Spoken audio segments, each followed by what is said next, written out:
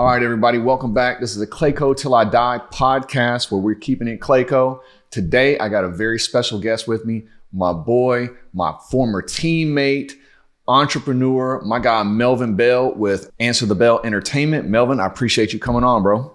Hey, I'm here, man. So, look, before we get into your background and stuff, I told you I had a crazy first question for you. All right. I did not tell Melvin what the question is, so I want to get a pure reaction from you. Okay. You know, I do a lot of things in the community just like you.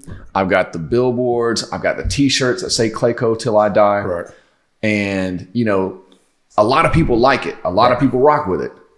As I experienced this past weekend with the parades that you and I did in Jonesboro and Forest Park, there are some people that don't like it. Right. I had somebody come up and say, "Are you that ClayCo Till I Die lawyer?" And I was like, "Yes, I am." And they're like, "Well, I hate it. I can't stand it." No explanation, just I don't like it. So my question to you is, am I just too white to represent and put on for ClayCo? Can a white guy not put on for Clayton County? Now, a white guy can definitely put on for Clayton County. Now, no, for real. This is what people don't realize about Clayton County, though, right? Clayton County is one of the most diverse places you can be in. Right. Right? Yep. So I grew up in Forest Park. Yep. Blacks. Yep. Whites. Yep. Mexicans. Yep. Asian. Yep. You know what I mean? So the weird thing about Clayton County is, from the people that's from Clayton County, the blacks, the whites, the Asian, right? They all sound urban. Right. So I have friends that's not black, and they be like, "You trying to sound black?" Mm-hmm. No, we all just grew up together. Right. You know? So that's all that pretty much is. So if you're not from Clayton County, you don't understand that. Right. So if you're saying that you're not from Clayton County to understand the culture of Clayton County, we have our own culture out here. Correct. We have our own culture. Just like Atlanta, when people say we're from the Southside, we don't relate to the people from the North, East, and the West. We don't, because we have our own culture. Mm-hmm. You know, I have friends that's from Atlanta that feel uncomfortable talking to white people. Yeah. Because they grew up around nothing but black people. Right. You know, when you go to all these different places, the blacks stick with the blacks, the whites stick with the whites, the Asians stick with everybody stick with each other. When I grew up in Clayton County out here in Forest Park, I hung out with everybody. Right. Everybody was my friend. Right. You know, so yeah. Hey man, ClayCo Till I Die. If you ain't from here, you don't know. So, you know, I'm just trying to figure out, because the people who know me, right? Like you said, the people from Clayton County, they know I've been here, right? But the people who are foreign or just now seeing it, you know, they may think, oh, this white dude is just trying to culturally appropriate. And it's like, if you actually look at what I'm doing, I'm giving back to Forest Park. I'm giving back to Jonesboro. I'm doing things in Riverdale. I'm doing things even slightly outside of Clayton County, Old National. I'm doing all of these things. And so, you know, a lot of people wouldn't address the elephant in the room. But, you know, when I spoke at Forest Park Day, I actually lean into it. Like, yeah, I am a 6'3" white dude from Clayton County. There's not too much of us out here. So I wanted to get, you know, opinion of somebody that's out there in the community and talking to people. And if you get people that come up to you and be like, "Hey man, I see you're with that guy, the lawyer, man, what's up? What's his deal? Like, why is he doing this?" Or if they're like, "Yo, I rock with that guy, that's what's up." To be honest with you, I get both sides of it. Yeah. You know, because a lot of people have been seeing me next to you lately. Yeah. And they feel like I'm more approachable to come and talk to than going directly to you. Yeah. Right? So I have people come up to me and say, "I love what y'all doing." Mm-hmm. And I have other people come up to me and say, "What are y'all doing?" Mm-hmm. You know? Then I also may have some of my own people that's like, that may feel like, "What are you doing?" Yeah. Because you're standing next to him now versus me. Because before, I was just standing on my own. Right. And I was out here fighting this fight on my own. Yeah. So like for me, I was constantly looking for people to help me give back to the community. Yeah. You know, so when you came onto the scene, it was a breath of fresh air for me. Yeah. Like, oh man, somebody, I don't care what color, white, brown, green, blue. Yeah. You know what I mean? Yeah, yeah. When the goals are the same and they line up and it's coming from the same place, you know, that's the important thing.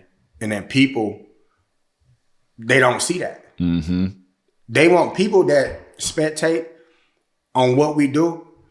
They want it to look a certain way. Right. It may not look a certain way. It's gonna look like however our vision wanted to look like, because we're the ones that doing it. Right. You know? Right. So everybody got an opinion. Yeah. So I want to take it back a little bit. You have been doing events with your entertainment company. You do the food trucks, you do the gaming trucks, you do the bouncy houses, you do face painting, haircuts, hair braiding, basketball things. Like, there's pretty much nothing you don't do, right? And so, like you said, when I came up on the scene, I know to a lot of people, it looks like I came out of nowhere. Right. But in reality is, I've just now had the ability to kind of come out and sponsor these things. Right. My business just now got to a point where it's like, all right, we're doing good enough now. I can support the community and stuff like that. But the backstory between me and you, a lot of people don't know, is that we actually played on a basketball team together back in like 2023, right? Right. And there were two instances where I ran into you. Yeah. That tell everybody the first instance, it was at the gas station, and you were selling food. So tell everybody what happened. So the first time I ran into you, we was on Old Dixie. Yep. Old Dixie Highway in Forest Park. If I'm not mistaken, I think we're both from Old Dixie. I was a little bit on the north side. I was over there off of College Street up in Forest Park, but not too far from there. Okay. I know I used to see you on Old Dixie playing basketball and stuff like that. Yep. At the church. Yep. You know, if you're from Old Dixie, you know the infamous church. Yep. We all play basketball. I actually tore my ACL playing basketball at that church right before I went to law school. Right. Yep. See? So we was at the gas station. I come up to you. Hey, Danny, what's going on? You know, you're looking at me with the craziest look on your face because you do not recognize who I am. Yep. Right? And so I explained to, hey, we was on the same basketball team. You kind of nod your head. Yeah. Oh, yeah. You know. Yeah. Not even sure if you really recognize me or not. Right. Right. And so a couple of months went by. I seen you at another event. At this time, we was both giving back to the event. Correct. It was a book bag giveaway. Down in Lovejoy for one of the a guy that plays in the SEC, Quentin. I don't know if we can say his last name or not. I don't know. Quint plays in the SEC, and you were there, and I was there. Right. So I seen you there, and now this is my first time seeing you in your element. Right. You know. And your first time really seeing me in my element. Right. Right. So I didn't really know what was going on with you, but I'm seeing this aura around you. Yeah. Right. Where people are, you know, coming to talk to you. Yeah. You know, people was trying to, you know, introduce themselves to you. Right. You know, I think even before we left, Sheriff Allen made it his business to get through the crowd. Yeah. Just to tell you goodbye that he was leaving. Right. You know? Right. So you know, I came up to you like, hey, Danny, what's going on? Wanted to get an interview from like, okay, he has to know me by now or remember my face by now. And you know, we got that moment on camera. I was like, hey, you know, let's get an interview. And you're like, you really don't recognize who I am. Right. And you know, then you're like, you know, Melvin. Oh, I'm like, this damn guy here. You know what I mean? You know, so but that's where it clicked for us. Yeah. You know, we walked around. Yeah. I showed you my game truck, my bounce house, everything that I had going on. Yeah. And then, you know, from that point on, it kind of been history. Yeah. So, I mean, it was literally because like how you talked about, you was out here doing things in the community. I started doing things in the community. And then that's really how we got together. It was just like, two people on the same journey on different paths, and then the roads finally crossing over. And then ever since then, we've done, I don't know how many events and things together since then, right? Right. Yeah. Because, you know, when it comes down to like what I do, you know, I just tell people I'm just a vessel. I'm just here to serve people and whatever vision they have, what they trying to do to give back to the community, you know, and hopefully that serves me. That's what's up, man. Yeah. So now let's get into, so what exactly do you do and how long have you been doing it for? Okay. My name is Melvin Bell. I have a mobile entertainment company, right? So I've been doing my mobile entertainment for about 16 years now. You know, I'm 36 years old. So I've been doing it since I was about 20. Yeah. You know, it have not always looked how I look now. So I have, you know, now I have game trucks, food trucks, bounce houses. We have mobile barbershops, event spaces. You name it, I can basically do it. You know, not just one food truck, but multiple food trucks. You know, not just one bounce house, but multiple bounce houses. You know, what I try to do is I try to serve the school system. Right. You know, so I built my business around the school system where I also do a wrestling show as well. You know, and I've been in that wrestling show. You've been in a wrestling show. Yeah. And you actually went against, you was in a ring with a WWE wrestler. Yeah. You know, and that's the whole thing. I try to bring quality. You know, a lot of people try to put these things together and just try to throw it together. I try to bring quality to everything that I'm doing. Right. You know, so a lot of times it's way more expensive to get those type of wrestlers. Right. But for the people to get the full experience, that's the only way you got to bring it to them. Yep. You know, so yeah, so I've been in business for 16 years now. You know, I started off with one truck. The one truck ended up going. I started off with ice cream trucks.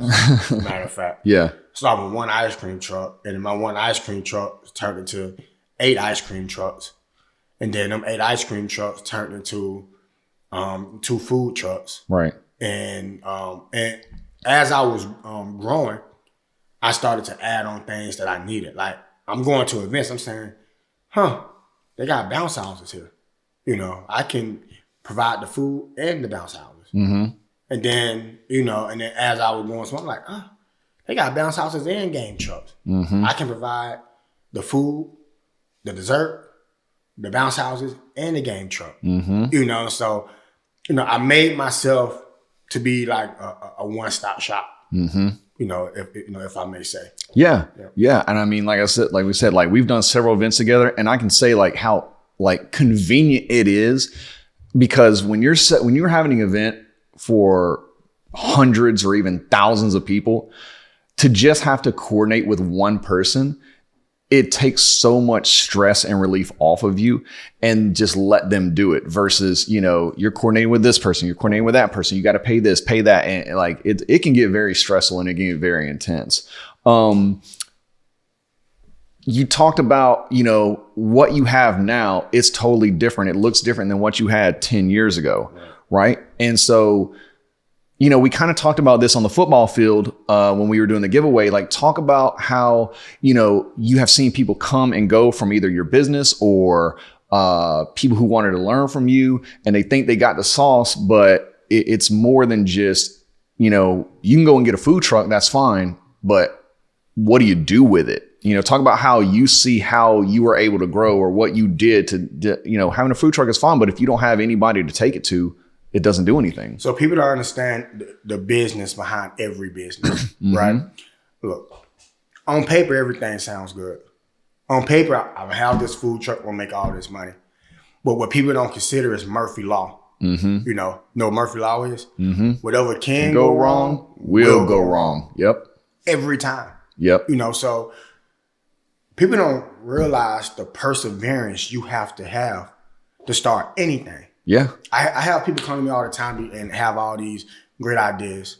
And all these great ideas are going to be so simple. And the biggest turnoff for me is someone is telling me how simple something is. If you think it's that simple, I can't do business with you, because everything has its ups, downs, you know, the peaks, the valleys, the highs and the lows. Yeah. You know, man, I done seen so many people come and go. I don't mind giving game away when it comes down to my business, because I've been in, again, 16 years in the business. I done gave hundreds of people the game. Yeah. On how to start a food truck, how to start a game truck, how to start a dessert truck, how to do this, how to do that. And out of the hundreds of people, maybe a handful of people done it. Yeah. Maybe a handful of people. Yeah. Just because as soon as somebody get punched in the mouth, it's a lot easier to go clock in on that 9 to 5. You know, it's a lot easier. You know, because people don't realize the wolf that you have to be to survive. Yeah. So a lot of times you see a lot of people in entrepreneurship with an ego, or with this complex, and you almost have to have it to survive, because any weakness will break you. Yeah. Any weakness will break you. So I tell people all the time, it's more about perseverance. I know a lot of people that can cook better than me. Yeah. My food is damn good. I'm not gonna lie, but it's certain people that can really, really, really cook. Yeah. But they can't make no money in the food truck space. Mm-hmm. Because it doesn't matter like how good you can cook. What audience are you gonna put yourself in front of so they can taste your food? Mm-hmm. And how can you do that day in and day out every single day? That's why there's a lot of people in this business that have their job and do this on the weekends. Right. But to me, those are really not real entrepreneurs. Like, to me, the real entrepreneurs is people that live and survive off their business. Yeah. You know what I mean? Yeah. It's not, well, I do this on it's not a hobby. Yeah. And it almost becomes a hobby when you're only just able to do it on the weekend because you got a 9 to 5. Correct. You know, but it's, a lot of times in our culture, we was taught so backwards where it's almost impossible for people to be who they want to be. Mm-hmm. Because what people don't realize is the sacrifice and the discipline come first. And a lot of times, us coming up, people want the lifestyle right out of high school. Right. They want to fit in and look like they made it right out of high school. Right. So you got people like us, like the grind of going to law school, that's not glorious. Mm-hmm. At first, that's a grind. Mm-hmm. When I was starting my business and everything that I had, I was putting back into my business. So I wasn't able to keep up with the latest fashion styles and what everybody else was doing, or be out partying all the time, because I had to put all this stuff back into my business, and that's sacrifice, that's discipline. Yeah. And what people do is they'll get a car note. Now you're making yourself into a slave. Bruh, I was just about to say, you know what I mean? You're a slave to that car note. You're a slave to that car note. They go get this house note or apartment bill. You're a slave to that. Mm-hmm. Everything that you get, everything that you add on, you become a slave to. Mm-hmm. Versus like when I was coming up, everything that I had, I owned. I didn't want to become a slave to anything. So my first ice cream truck, I owned it. My only job I ever had in my life was I worked at a warehouse. Yeah. I worked at that warehouse because I had a vision in mind on what I wanted to do. Yeah. So I worked at the warehouse. I got enough money to get my first ice cream truck. And once I got my first ice cream truck, I never looked back again. I just Bro, that's crazy. That's crazy. And after that, and I had people like when it came down to the class reunions, people that I thought that was my friends, they was like, where Melvin at? Oh man, we'll hang out with broke people. My first ice cream truck was pink. Yeah. And they was laughing at me. Hey man, Melvin on that pink ice cream truck. I owned this ice cream truck at 20. I was making a lot of money at 20. But again, people don't understand the responsibility that comes with making money. So the first thing people do when they start making money is their lifestyle go up. Mm-hmm. No, make the money and stay broke. Make the money and stay broke. So when I started making the money, I was putting that money back into my vision.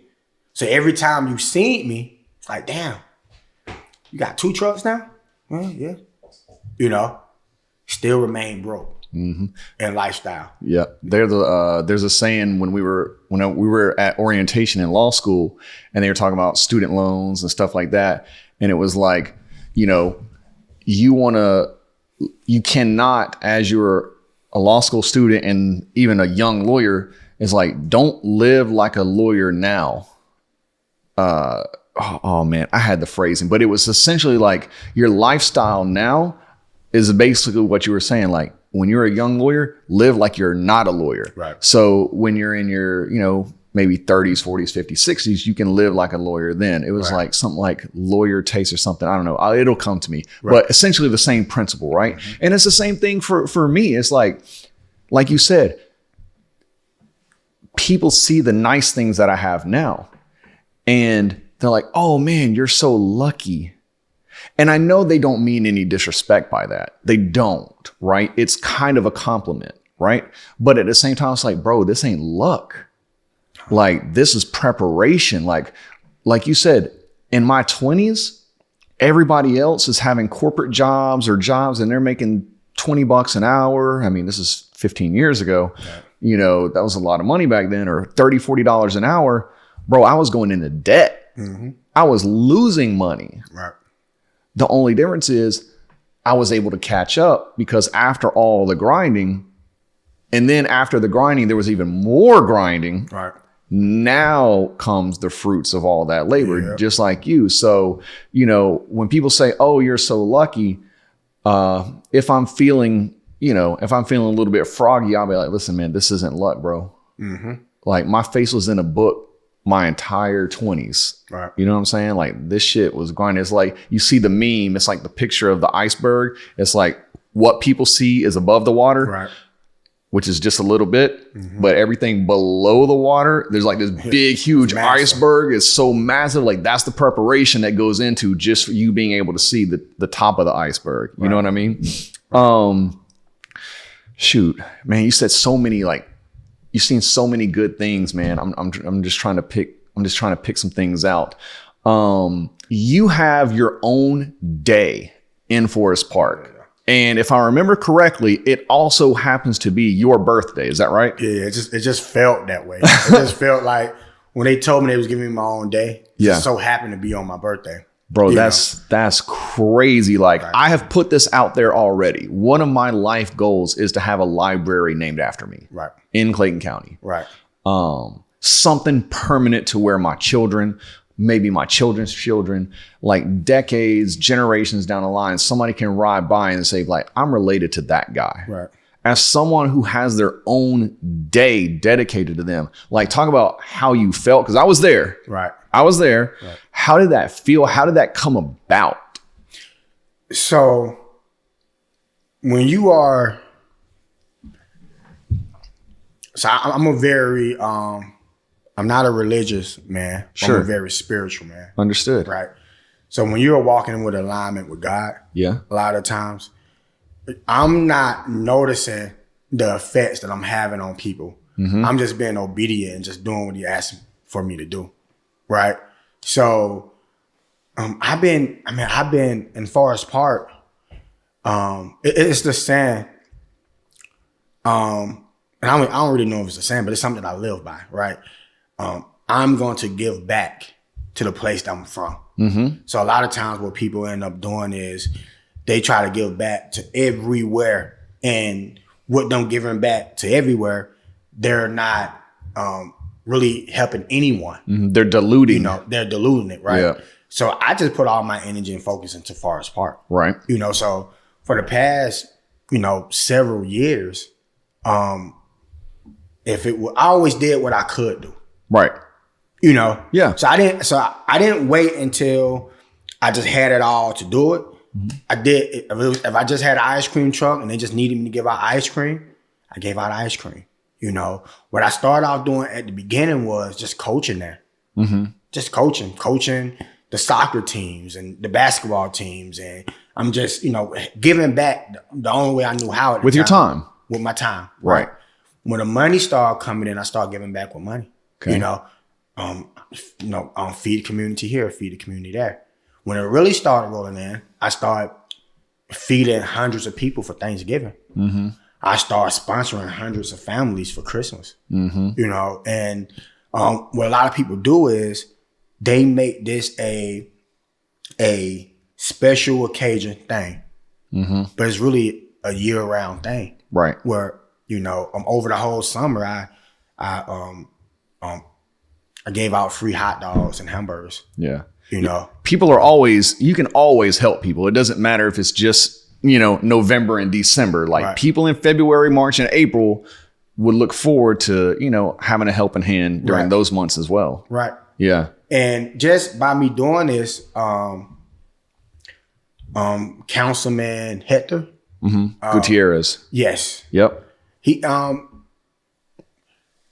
just pulled me aside one day and said, "Hey, I want to give you your own day.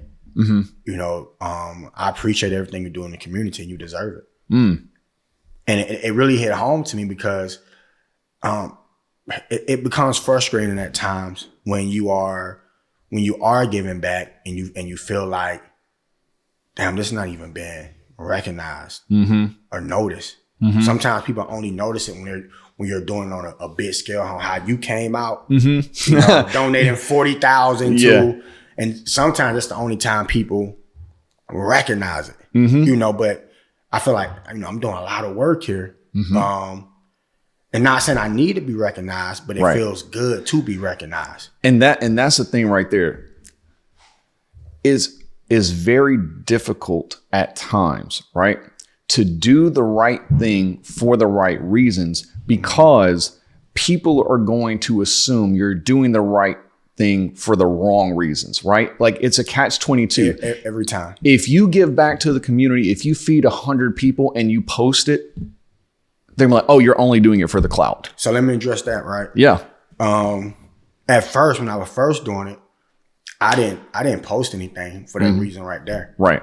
And what happened was everything I was doing was just getting drowned, and I wasn't able to help as many people that I can help now by putting it out there, by blasting it, right? Yeah. So like, for example, if you wasn't putting your stuff out there, if I wasn't putting my stuff out there, we wouldn't know to connect so we can help even more people. Exactly. And that's what people don't realize. It's like, oh, you're doing things to throw it back in people's face, or you're doing things for recognition. It's like, no, that's farthest from the truth. I'm doing these things because the more I keep record of all these things, the louder that I am with doing all these things, the more people that's like me can help me in my fight. See, what people don't realize is it's almost impossible to find people like yourself to help you fight your fight. Because a lot of people have their own thoughts on how they want to do things and how they would do things, right? And that's not just with giving back. It's just, and it's hard to find your village in anywhere in life. So the louder I scream and show people this is what I'm doing for my community, I can find people that's like me that can help me with my fight. And at that point, we're all on the same team. Making, the community and the world a better place. Yeah. Like we did an event right before Thanksgiving where you set it up, like you literally had everything for free. All people had to do was show up. They got a hot meal and that was good too. Like it was legit good. Hot meal, entertainment. You brought out Seti Nash, like you came in from out of state, dropped 2 Nintendo Switches on people. It was completely free. If that had not been announced and promoted, it would not have had as many people there. And so what I have learned, speaking with you, my interaction with the woman at the parade, people are always going to have something to say. That's fine. But my view, and I've said it to you personally, is if people don't like what I'm doing, then do better than me. You know what I'm saying? Put your money where your mouth is. Put your time where your mouth is. You know what I'm saying? Like, if you don't like the billboards, if you don't like the t-shirts, if you don't like the song, then I challenge everyone who doesn't like it, donate more money, donate more time, collaborate. Like, you don't have to do it by yourself. Contact Melvin, he'll help you. Like, do more than what we are currently doing. If you don't like it, do more. Otherwise, join in and help us out. You know what I'm saying? Like, this is not Black, white, Asian, Hispanic thing. This is a Clayton County and a Forest Park thing. You know what I mean? And so for me, a lot of things that I do, I don't even post about it. I post about the things where we want to attract a crowd. But, and this is counterintuitive or counter to what I've just said, but like, I'll go into a restaurant like V and Pho. Pay for everybody's I food. pay for everybody's food. I do not post that. But people in the restaurant post it. Mm-hmm. So, one thing that I've learned, and I want to get your take on this is, and this is kind of wild. Ever since I had my gallbladder surgery, I really try to really enjoy life. And so what I have picked up in doing is not wasting time on my phone. So I don't take the phone to the bathroom with me at all. Right. So anytime I go to a restroom, I read a book. Right. I might read 2 pages. I might read 7 pages. I might read 20 pages instead of just scrolling on the internet, letting my brain rot. Right. And so I've read 6 books this year, working on my 7th. Right. Varying things from fiction to nonfiction to biographies to government cover-ups and things like that. Right. And one of the things that I have learned is that receiving is just as good as giving. Right. Because there cannot be a giving if there's not a receiving. Right. So when someone comes to you and says, hey, I want to give you this gift, if you say no, you're blocking that feeling of them giving. Like the saying is, it's better to give than to receive. When you give somebody something, it feels amazing. It makes you feel great. Right. So when somebody tries to give you something, you say no, you're blocking giving them that feeling. Right. You're preventing them from having that joy of being able to give something. So I tell people all the time, like when I do things, it's like, I don't expect anything in return. Right. But I'm not going to block any blessing that you want to bestow upon me. Right. You know what I'm saying? So has that been your experience, or what is your experience with people, trying to say you're only doing things for this? I mean, you talked about it a little bit. And what about, people who come up to you and want to, like, do you have people come up to want to volunteer their time or their giving, or talk about, that concept of, not blocking your blessings? So, yeah, that's a tricky one for me. And I'll tell you why. My experience is a lot of people want to do favors to say they done you a favor if they feel like you're in position. Yeah. Right. So I had a lot of people say, I work hard for Melvin. Mm-hmm. I did this for Melvin. I did that for Melvin. And I have to remind these people, no, you have done this for yourself. Mm-hmm. You have done this. I had someone one time help me with that came to me and said, I want to volunteer my time to help give out some turkeys. Okay. Right. Perfect. Come on. This is the date. This is the time. I need the help, and then they needed something from me. Mm-hmm. Right. And it was like, well, I need this because my rent is, I need to pay my rent, all this kind of stuff. So I go, I can't help you with that right now. Yeah. And then they went to bashing me. Oh, Melvin say he give back, he don't give back. Melvin says he does this, he don't do this. I worked hard for Melvin. I helped give out turkeys. I helped at this event. I helped that event. No, you did that for yourself, for your community. Because you wanted to donate that time and that effort. And that, or that's what you said you would. Or that's what you said you want to do. Right. You didn't do these things to get close to me. Right. Or maybe you did do these things to get close to me. Right. But our friendship or our relationship shouldn't be based on what we can do for each other. Mm-hmm. Because if we can, we will. Right. If we can't, we just can't. Mm-hmm. But a lot of people have a hard time hearing the word no. Yeah. Or they feel like, just because I did this here, I should be able to do something for you there. Yeah. And it don't work like that. Yeah. Giving is like real giving is you give without expectation. Right. Because when you have that expectation, for me now, in my mindset now, it kind of taints the intent. Right. Right. If I give to you and I'm like, yo, you owe me. Right. Then that's not really giving. Right. You know what I'm saying? Right. Like giving is you just do it. And hey, if it comes back, it comes back. If it never comes back, I'm never going to lord it over you. I did this for you. So you have to, you're obligated to give to me. So what people got to realize when it comes down to this, it's all about love. Yeah. You know what I mean? Like people don't realize it's solely about love.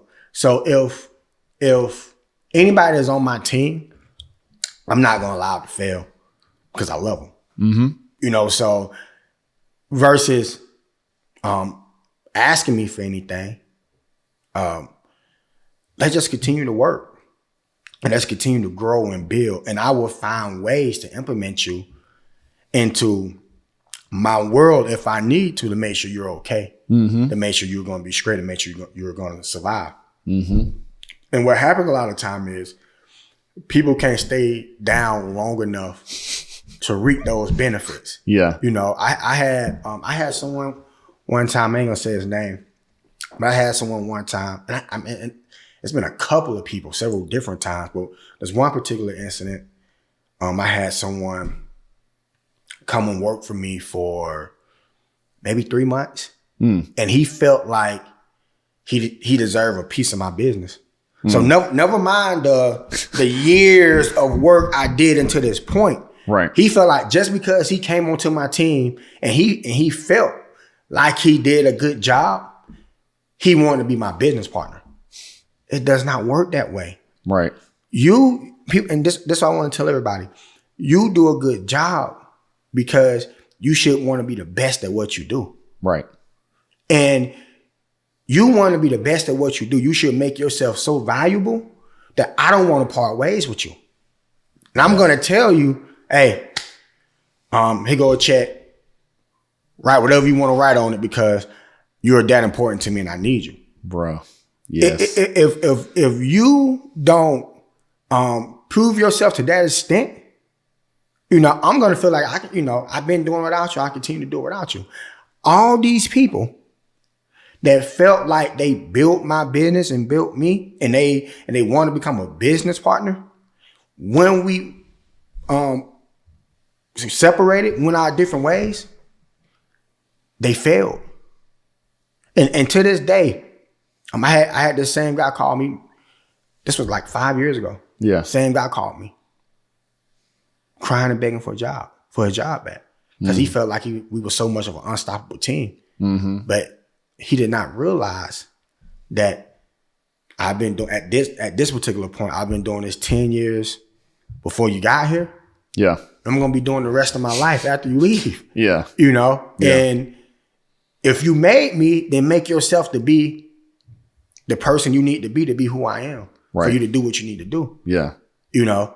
And you know, I had another guy, I'm not gonna say his name either, but I took in his whole family. Yeah. I took in his entire family. Because I seen something bigger in him. They was on hard times, they was homeless. And I said, hey, come live with me. You know, watch how I work. Because he already had his own food truck. Yeah. He had his own food truck already. But he landed on hard times. So I told him, come live with me. I told him off rip, this may not be forever. Right. Come live with me, but you're not living with me forever. That's for one. But our relationship, our partnership may not be forever. You know, I'm okay with people using me. Right. Just make sure you're using me properly. Right. Right? Yeah. So he came, he stayed with me, and you know, he was working alongside me, and I was teaching him the game that I know. But this guy was so much in his feelings about everything. It did not allow us to be partners on how we could have been moving forward. And anytime, I'm a very in-house person. Yeah. So if I have a problem with you, I'm going to go to you. Right. We're going to talk it through. I'm not going to go to social media. Right. You know, like to me, social media is my place where I make everything look good. Yep. You know what I mean? Exactly. I make everything look good. Yeah. Right. Yeah. I'm not going to go to social media to bash anyone. Right. That I know. Yeah. Right. So, he got into it. We did all this great work together. Right. I had him beside me, had him in my house, teaching him stuff. We did all this great work together. And the moment he felt something, he went on social media talking crap about me. Yeah. The moment he felt something. So at that point, I made the decision, you just have to get away from me. Yeah. You can't be around me because I'm dealing with you in love. And you're dealing with me in hatred. Yeah. You know, you not even realize he's filming everything that's around me, everything that I'm doing wrong. so he can have ammunition at some point to use against me. Right. You know, he's filming everything. He's, and then not only that, I helped him get a house. Right. Like I helped him, not only helped, I paid for him to move into the house. Yeah. Because when I brought him in, you know what I told him? Don't worry about paying no rent, no bills, no anything, because that's how people get stuck. Mm-hmm. I didn't want to get stuck. Correct. So I said, hey, come here. Don't worry about paying nothing. And I will pay you for your time. Mm-hmm. Just all I ask for you to do, save your money. When the times come, have the money to move. Right. The time came, he did not have the money to move. And then, because of his own insecurities, he made me into an enemy.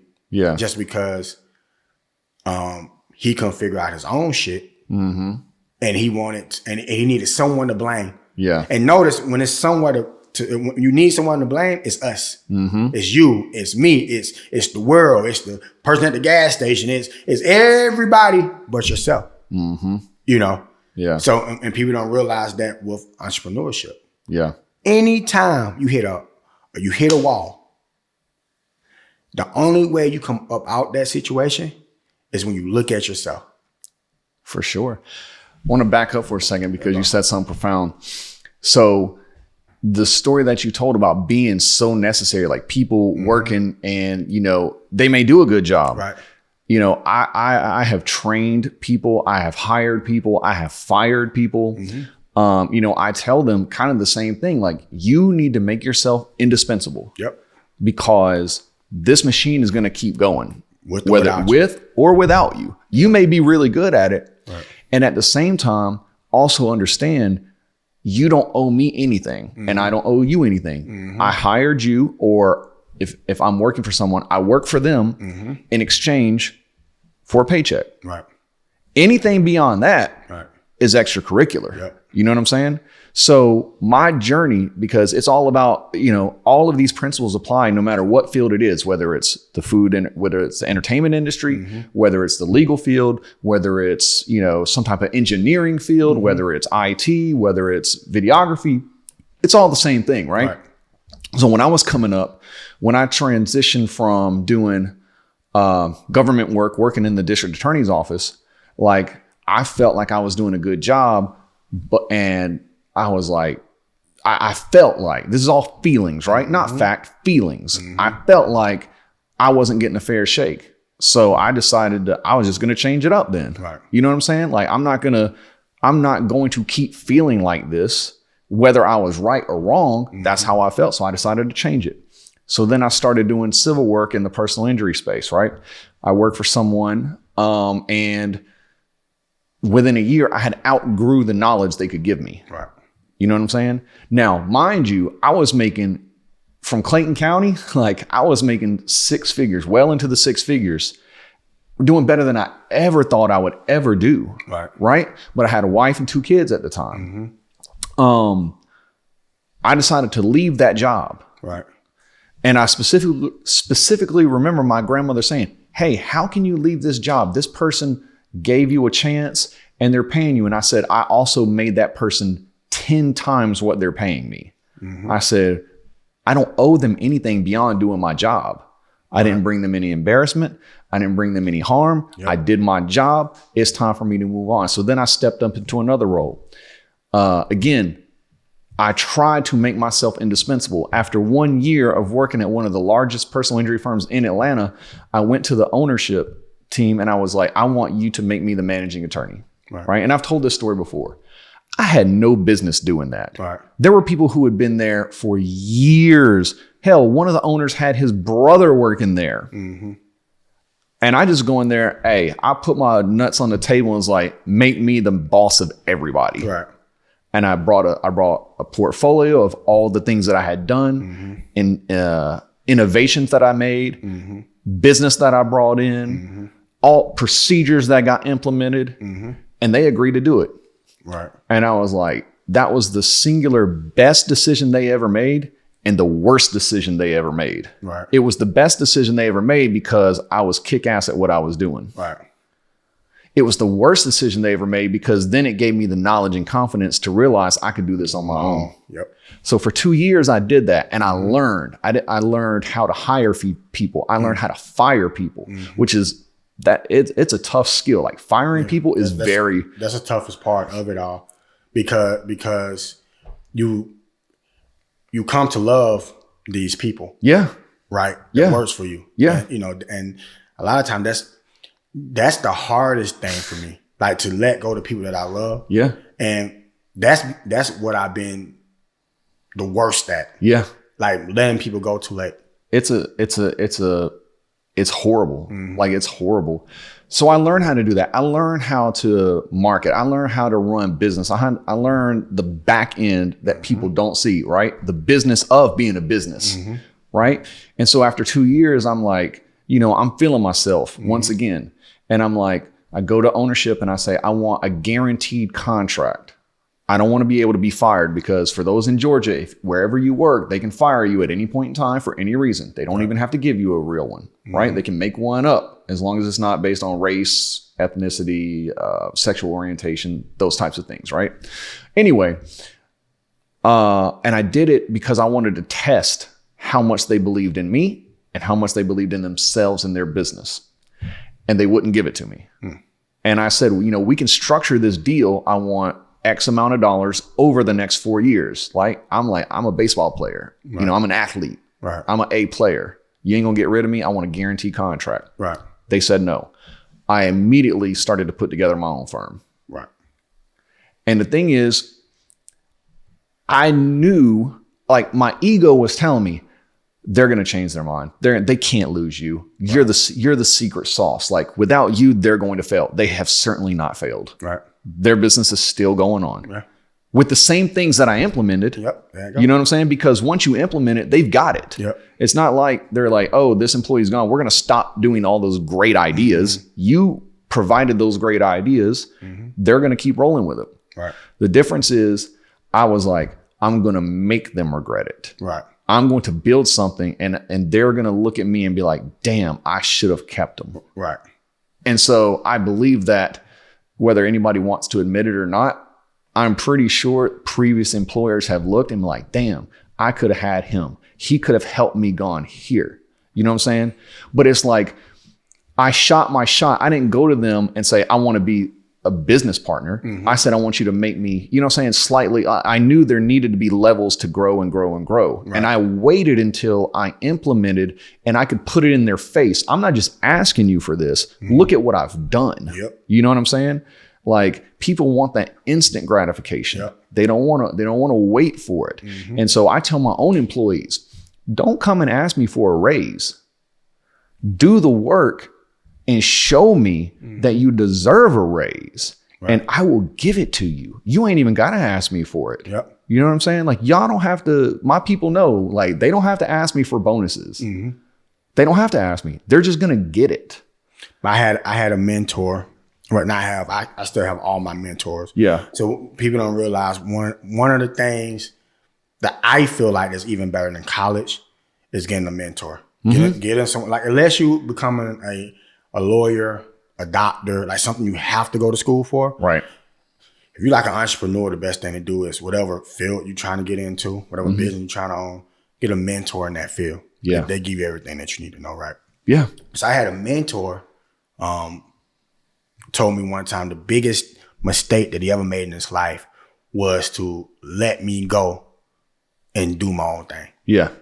He's like, man, I should have just gave you a blank check and just, He even tried to answer the bell from me at one point. Wow. And he was like, hey, I want to answer the bell from you. Yeah.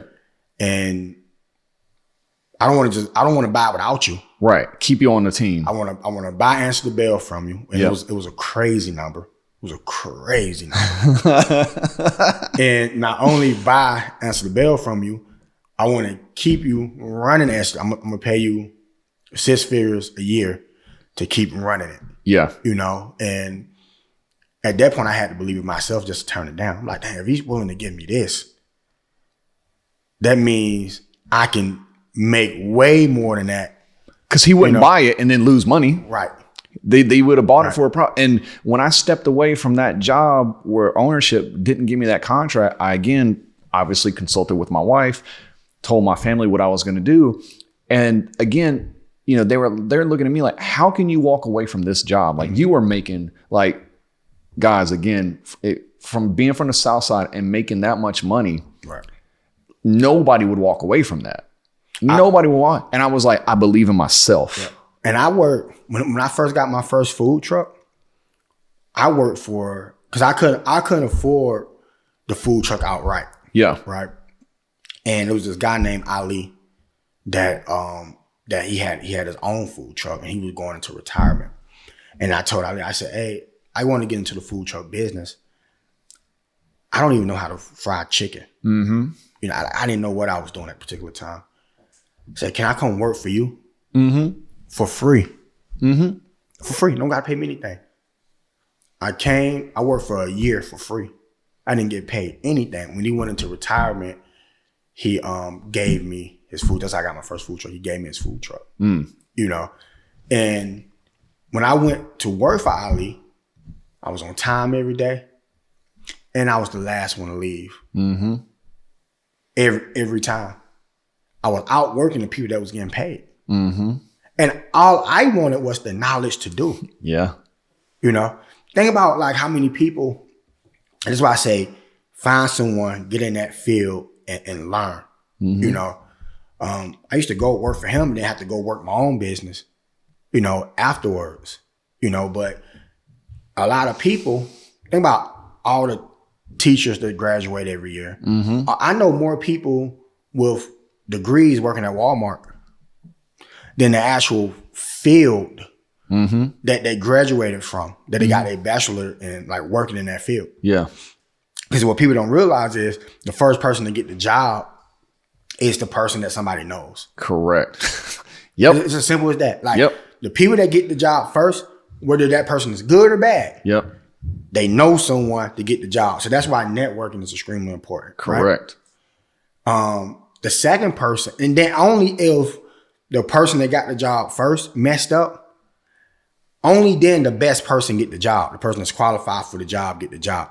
Right. But if you are mediocre at what you do, you just fall by the wayside. Mm-hmm. And you don't, you know, and sometimes you just never get, you have people that get overqualified to do certain things because they think, because they have all these degrees, that they qualify them to do something, but it's really the person that knows someone first. Then it's the person that's the best that got the experience to do it. Mm-hmm. You know? Yep. And people just like, I'm just going to add on this, add on that. I'm add on this degree, add on that degree. I'm get my master's in this. And it's like, it's a lot of people that's overqualified like that. Yeah. That have all these things that have to work simple jobs. Mm-hmm. Or they get so big in their ego to feel like, well, I can't get paid this. Yeah, I'm not going to do an entry level job. That's beneath me. I'm too educated for that. But the people that I know that like graduate business school and all the kind of stuff, I work them up under the table. Yeah. As far as my knowledge about business, because the greatest experience you can get is hands-on experience. Mm-hmm. So there's been a lot of things. When I went to school initially, I went to college on a wrestling scholarship. Yeah. And I ended up leaving school because I was in class one day. And that's something they just didn't teach me on the South Side. Mm-hmm. I was in class one day and I raised my hand. Like you was talking about business, I raised my hand. I said, so this is my question to the professor. So when I get my degree in business management, can I just open up like any type of business I want? Or is it a particular type of business I can open up with this degree? And everybody laughed at me. Yeah. I didn't know what was so funny. Right. Everybody laughed at me. I'm like, I mean, that's a legit question. I thought it was a good question. Yeah. Right. He was like, what do you mean? I said, well, like once I graduate with this diploma, what can I do? What type of business? Everybody laughed again. He told me, he said, this is just to give you the knowledge to open up a business. You don't need a degree to open up a business. You can open up a business just by having the money to do so. Right. So for me, that didn't process in my head right. Mm-hmm. I go, wait a minute. I'm going to get into debt trying to pay for the schooling to open up a business, the money that I actually need to open up the business, versus just going to just open up the business and getting a mentor and working up under them and to, you know, work for the business that I want to work for. Yeah. I dropped out of school to go do that. Yeah. You know what I mean? Yeah. I just dropped out. And the people that stayed and got that degree, I'm a way more successful businessman than them. Right. Because all the stuff that they added up, the knowledge that they got on how a business should be, is so many things that they didn't take into consideration. Yeah. As far as opening up a business. I want to say this, right? Yeah. So, because you brought up the reading thing, right? Yeah. But I just want to say this for like all the kids that will potentially look at this, and the people in general look at this, right? Yeah. So, I grew up dyslexic. Okay. Right? Yeah. So, I was never good with reading. I was never good with writing. You know, for the longest, when I used to look at numbers and stuff, they used to get entangled in my brain, right?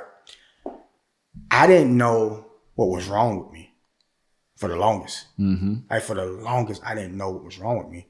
I used to take the test, and in certain elements, I will test to be a genius. Yeah.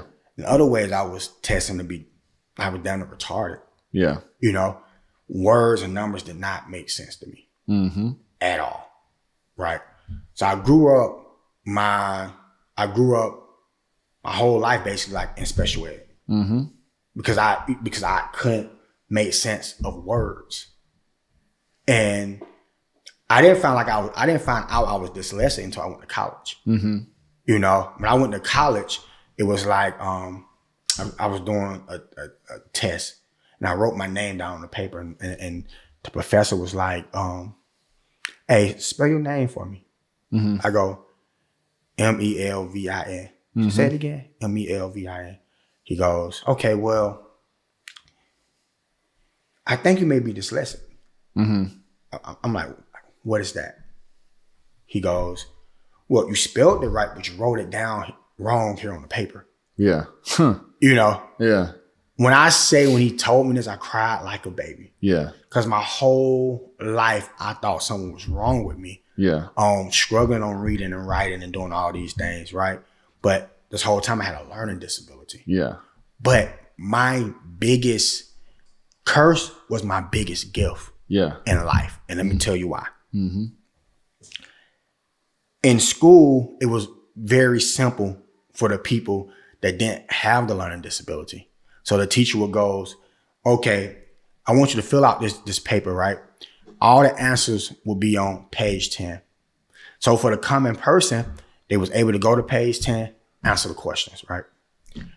I didn't have that luxury, right? But I needed to make good grades so I can continue to play sports. Yep. Right? So what that allowed me to create was, how do I get these same answers that these people got, but I can't get it the easy way that they got it? So I used to create allies in the classroom. I used to make certain students into allies, the teachers to allies. Yeah. All my senses and everything that I needed to be was on. It was like times 10. You know, because I couldn't do what was so simple for everybody else to do. Right. I couldn't do that for myself. So networking, I didn't even know what networking was. I was networking at that time just because I needed to survive. Yeah. Right. It's natural. So what happened with that was when it came about going into the real world, right? And it's not about who's the most book smart, right? It's about the person that has the most skills, that can make it in this real world will survive, right? Because I was going through that, I had so many skills that I needed to have, and that translated a lot better into the real world than some of my peers that could retain information easily. Right. And so when they get out here, they struggling. not knowing that the school system just made you into a robot. Yeah. You know what I'm saying? Yeah. But everything that I needed, the perseverance, the manipulation, the critical thinking skills, you know what I mean? Yeah. All the things that I needed, the networking, all the things that I needed, I was able to gain in school. And so my transformation going out to the real world was a lot easier than the next person that didn't go through that. I want to switch gears a little bit and this is going to get clipped together and edited and stuff like that. But we just took a break and I just had a thought or kind of like an epiphany, if you will, that I wanted to talk to you about. We provide a service to people, whether it's mobile entertainment or whether it's legal field. My job is kind of two parts. It's the execution and the completion of legal work, but it's also, and almost many times more important, the customer service part of things. And so no matter what type of business you're running, if you have to deal with the general public, there's a customer service aspect to it, right? And the hardest thing for me as someone who owns a business, as somebody has ran a business for other people, it's not the work itself, it's the management of people, because you have different age groups, you have different cultures, you have different everyone carries their beliefs with them. They carry their sensitivities with them. They carry their biases with them. They carry their prejudice with them. Like, how has it been for you? Because that's the hardest part that I've experienced. Managing people and owning my own business is not the work. The work is easy. You go to school for the work, right? It's the things like you talked about a minute ago, learning those extracurricular things that people who only go to school, they don't teach you that in school, how to deal with people. How do you manage different personalities and cultures and things in your business? Whew. Yeah. So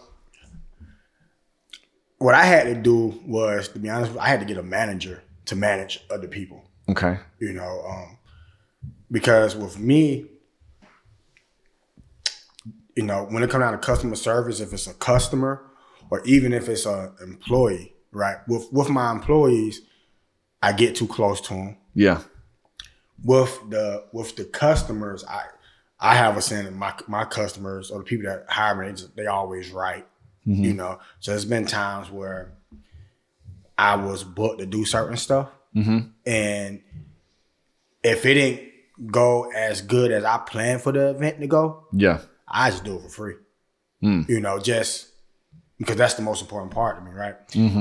And then when it comes down to my employees, so many, if I done had employees where they couldn't even work together, right? So a lot of times that end up me letting someone go. Because in my field, we have to be good teammates. Right. Because we're all there at the events together. And the community can feel the vibes that we having amongst each other. It's mobile entertainment, but a lot of the stuff I do is for kids. Right. So you got to have a smile on your face. Right. You got to be in a good mood. You got to be perky, and if that's not your personality, it's not going to be a good field for you to get into. And then on top of that, if you're beefing with other staff members, then they're just going to set the stage for the atmosphere for the event.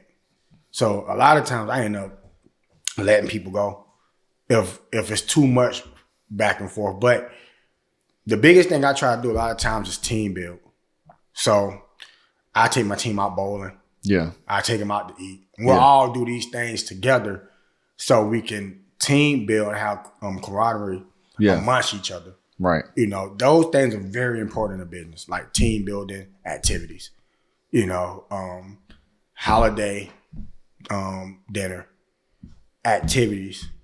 Days where I don't even set up certain days where I made it seem like, hey, we have a big event this day. Make sure you guys be ready to take off the whole day because it's a big event and, you get paid X, Y, and Z for this particular event. Right. And when they came, it was just us going out doing a fun activity. Sure. And them still getting paid on top of that. But those are things that I have learned in business. Because early on, it was just the wild, wild west. Yeah. And because I made the mistake of like hiring my friends first. Yeah.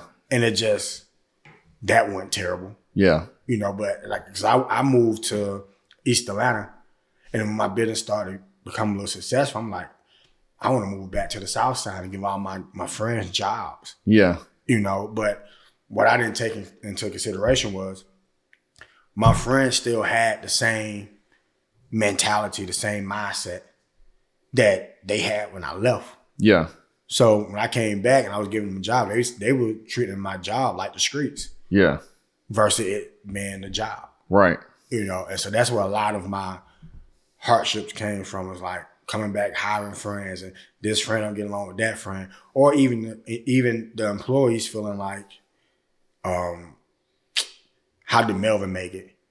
Or, you know, feeling some type of way that they work for me. Right. And we grew up together. Mm-hmm. You know what I mean? So that's all those things been a hard thing for me to balance. Mm-hmm. You know, but again, I got to the point where, you know, team building activities, you know, and then I also know I have to be the head of it all. So when it comes down to talking positive about one person to the next person, behind people, you know, like people don't realize, like in business, all those things, when you are the head, it's not just working the business, but all the things of like managing personalities, managing feelings. In certain ways, you have to be calculated on how you even put the team together. Mm-hmm. And even putting together, you got to be calculated on how and what you're saying around other people around the team.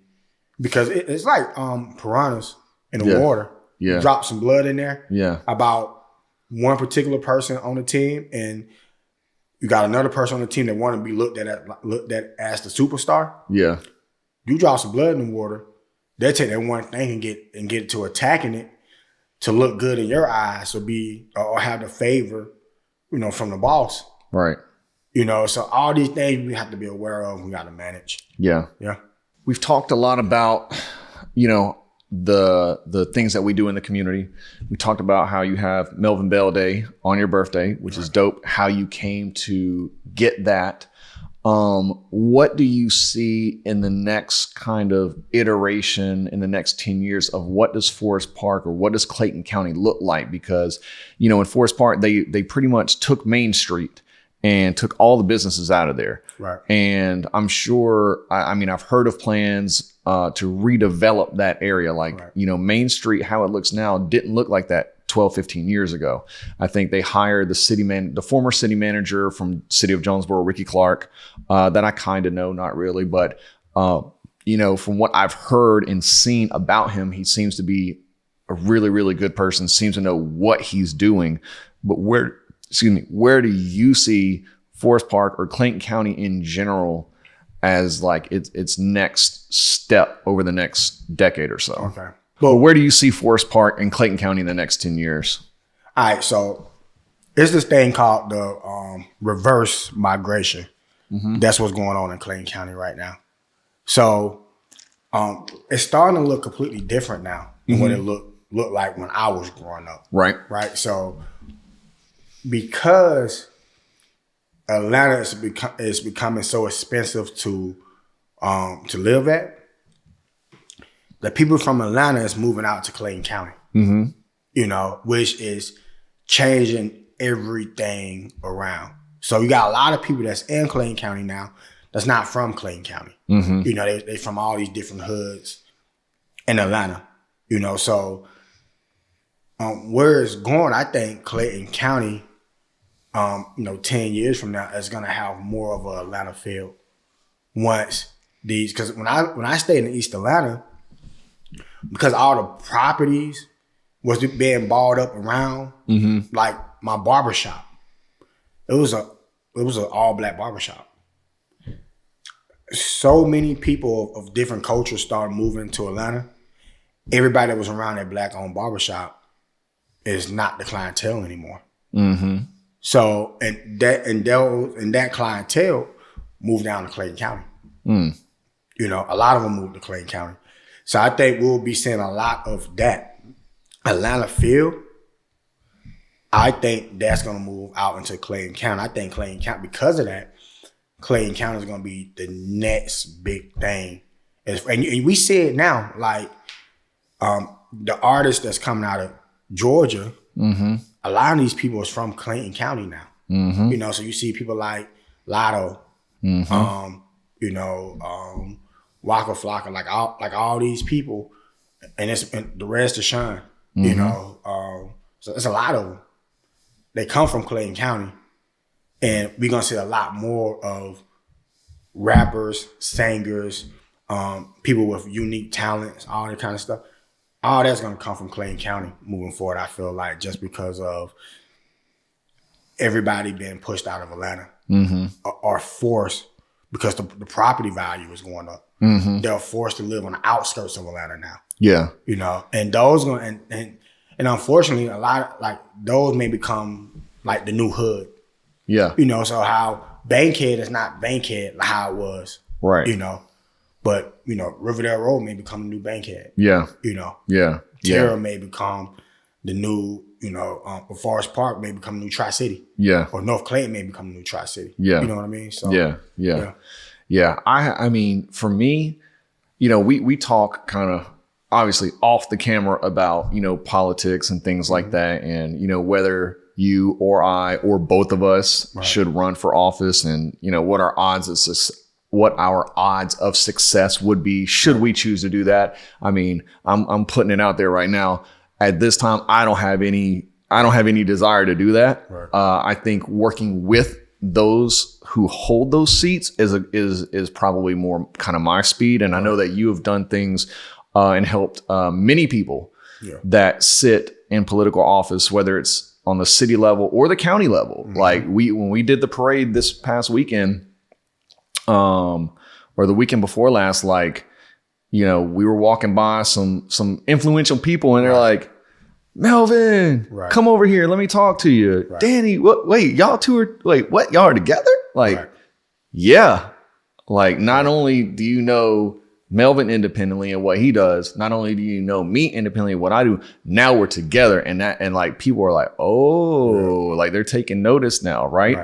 But for me, going back, Clayton County is very, very, very strategically located. Like, man, like we have the largest airport, the busiest airport in the world. You know what I'm saying?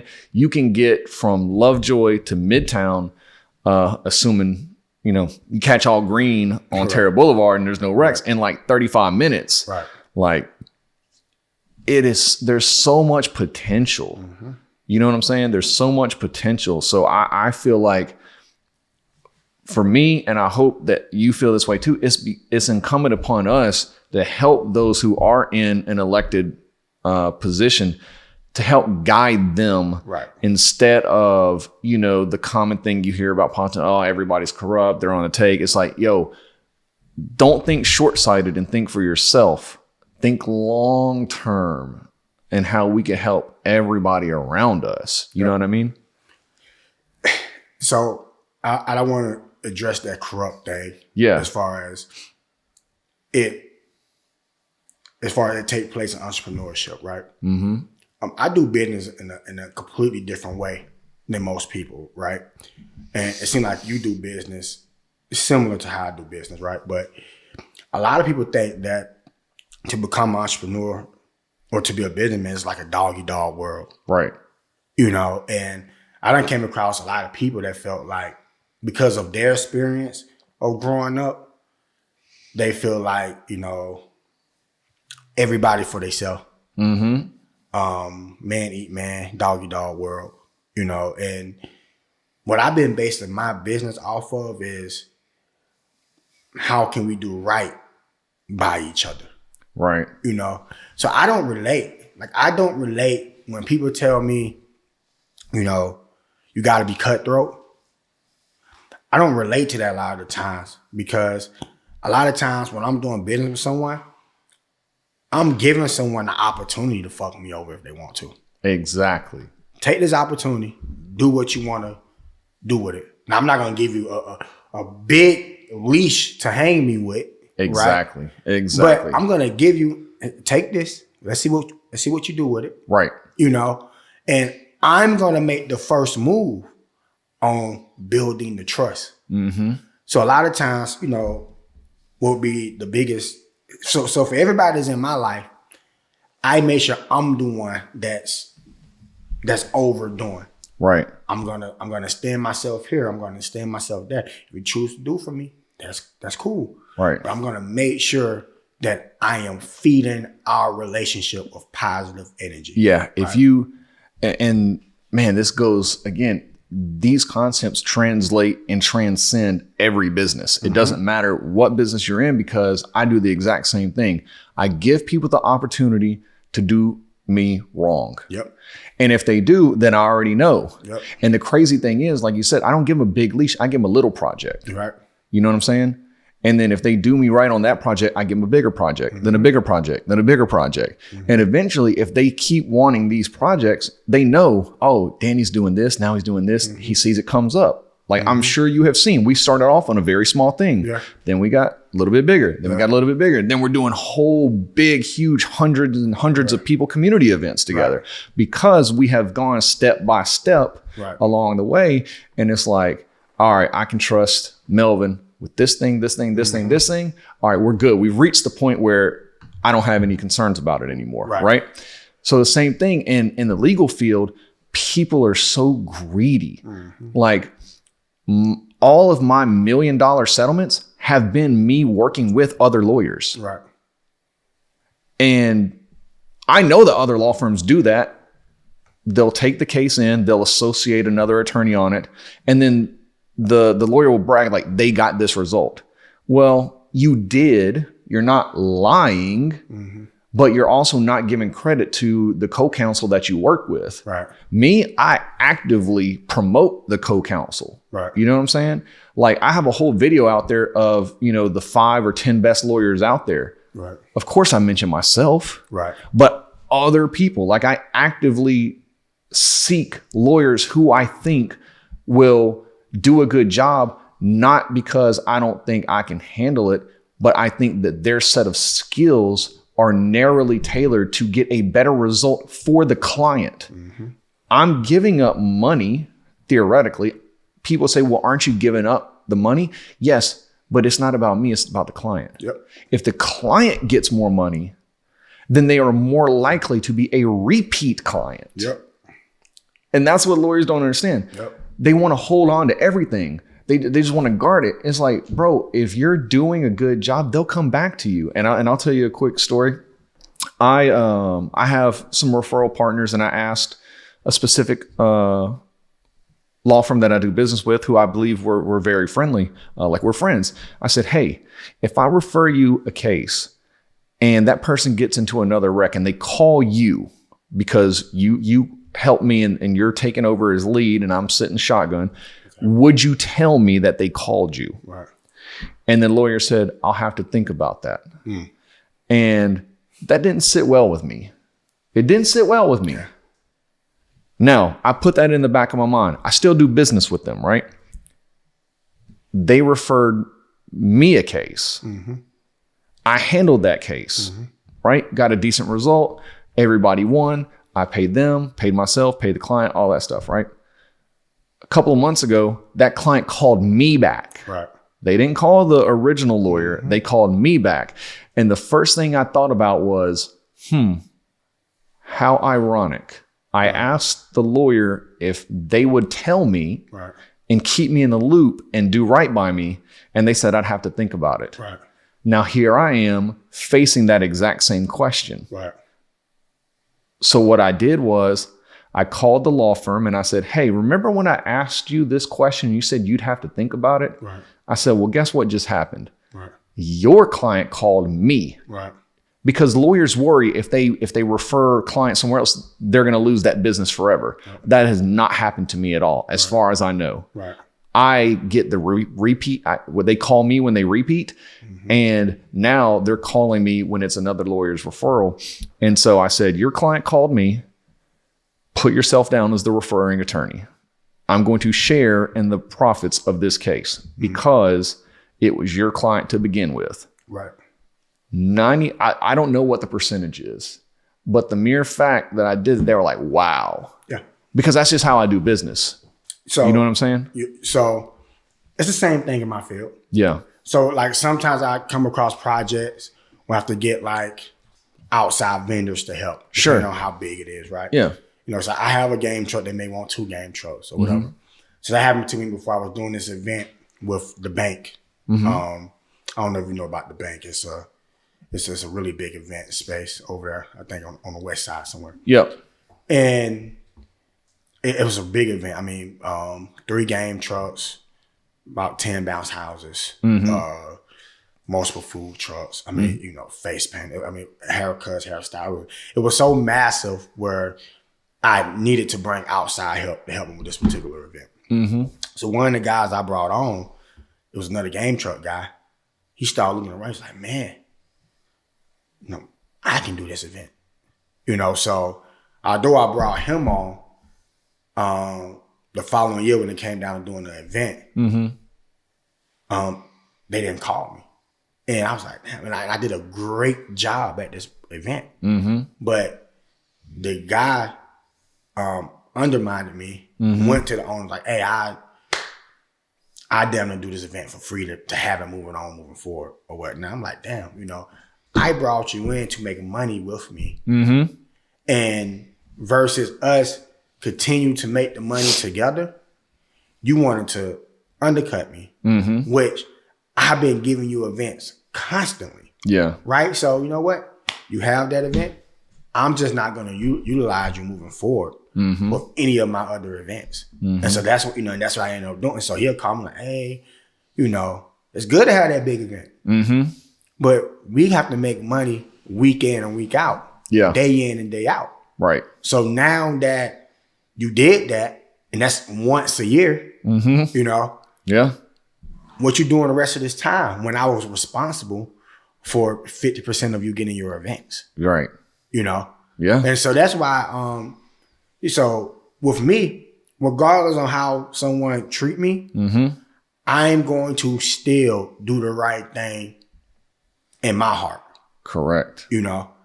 And then I would choose, okay, this is not a good person for me to deal with. I just won't deal with them anymore. But I've been in so many situations where I was treated wrong, but I still did the right thing because it's the right thing to do, you know? And I don't know. It's the saying, right? And this is what people don't realize. And I get this all the time. They say, well, good things going to happen to you because you're doing good. That may not be the case. You know? Good things happen to good people, but also bad things happen to good people. For sure. And bad things happen to bad people. Yep. And also good things happen to bad people. Correct. You know, we don't know how it may turn out.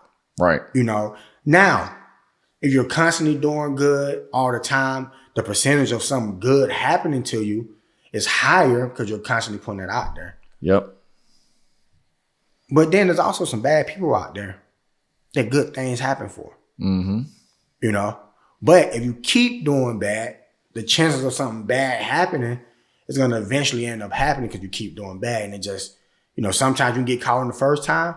Sometimes you get caught on 100 times. Sometimes you can do it and not get caught. Right. We don't know how this thing may play out. You know, it just plays out how it plays out. Yeah. I literally, when I was doing criminal defense work, and I still do some criminal defense every now and again, but the person would tell me like, man, I didn't do it. And the case wouldn't be amazing against them. There would be some evidence. It'd be like, well, this person says you did. And if a jury believes them, that's good enough. Or, you know, the circumstantial evidence is like, man, it looks like you did this, but I know you're telling me you didn't.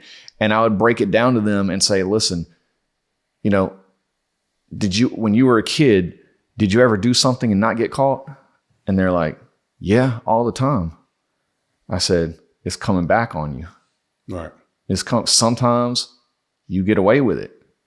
Are you going to go snitch on yourself and go tell the police that you did these things? And they're like, no, of course not. Why would I do that? I said, it's coming back on you. Right. You had your fun, or you got away with it back then. Right. Now you may be getting in trouble for something that you didn't do. Right. Right. Now, if you want to run that risk and we can go to trial and stuff like that, that's fine. But just understand why you're even in this situation. You got away with doing all of these other things and you never got caught. And you were loving that. Right. But now it's on the flip side. You got caught for something you allegedly didn't do. You don't like that. Right. There's an ebb and flow to everything. Like for my business, I'm sure for you, there are certain months that hey, we're going to be rocking. And then other months, it's a little slow, but like with you at least have a baseline working through the school system. You know what I'm saying? Anytime school's in session, you're good. That summertime, I got to figure something out, right? We've had an amazing last 3 months in my business, but I don't let it get to me and try to get too high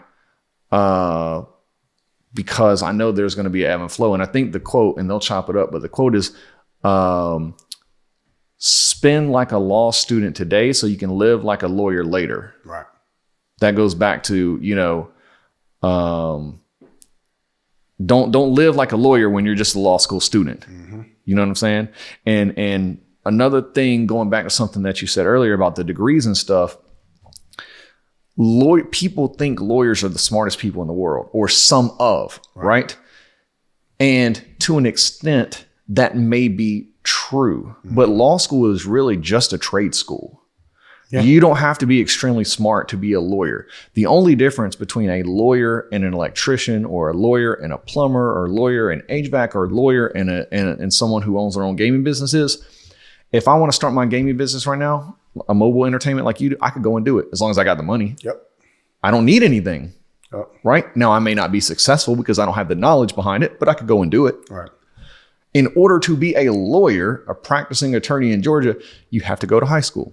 You have to go to college. You have to take an entrance exam. You have to go to school. You have to pass your classes. You have to take a ethics exam. You have to take the bar exam. You have to pay money to do all of these things. Then you have to pay money once you finally find out that you passed the bar. Guess what? You have to pay even more money. So there's so many barriers to entry. Most people look at it and go, I don't want to jump through all those hoops. So it's not that lawyers are super intelligent. It's that we're just dedicated in jumping through all of these hoops. And it's harder for people who are economically don't have the support. Right. That's why you don't see so many lawyers from the hood, if you want to say, right? Because economically, it is disastrous to become a doctor or a lawyer. I had a friend that was, he was going through doing law stuff. Right. You know what I mean? And I used to give him money weekly. Just to maintain. Like, here goes some money, here goes some money, here goes some money. Every week or whenever he asked, just because, it was tough for him. And I just imagine the normal person that don't got that support. You just can't do it. Like, you just can't do it if you don't got no support that's behind that. So, a lot of that stuff have to all come together to be successful in certain cases or whatnot. So I definitely get that. All right. So tell people where they can find you, how they can get in contact with you. Shout out Instagram, email, phone number, whatever it is, to let people know if you want a complete one-stop shop. I mean, birthday parties, wedding parties, bachelor parties, bachelorette parties, community events, church events. I mean, what else do you do? Sporting events. Like, most people don't even know. I got to drop this. Most people don't even know. I asked you to pull up and just give free ice cream to a football team. Most people don't even know that. You know what I'm saying? That's crazy. So how can people reach you and get in contact with you and use your services? So this is your boy, Melvin Bell. I am owner of Answer the Bell Mobile Entertainment Company. So if you are looking for a game truck, a food truck, dessert truck, bounce houses, obstacle courses, mechanical bulls, face painting, characters, wrestling shows, fundraisers to fundraise any type of event that you may have for your school, for your teams, whatever it may be, you can find me at Instagram at Answer the Bell. You also can contact me at 44207 9259. Again, 404-207-9259. And the best thing about my business is I am mobile. So I can come to you. If you need me, I can come to you. And I also have venues. So if you need a place to do your event, you also can come to me. Yeah. Yo, bro, appreciate you coming on, man. So much knowledge, bro. Clayton County, y'all be on the lookout for what me and Melvin got coming up. Hopefully, I think this is going to air before next week, but we got the Madden tournament, Answer the Bell, Nagel Madden tournament. We're going to be in McDonough, 1122, McDonough Place, Vibes. Hood Anchor Ye is going to be there. The winner of the tournament is going to get to play Hood Anchor Ye for a chance to win $1,000. We'll see y'all there.